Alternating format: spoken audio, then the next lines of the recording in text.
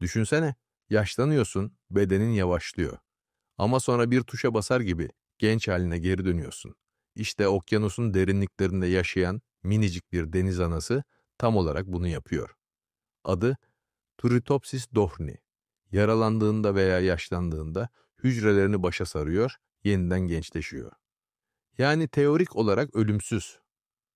Doğa bazen bilim kurgu filmlerinden bile daha çılgın. Bana destekleriniz için beğenip abone olmayı unutmayalım.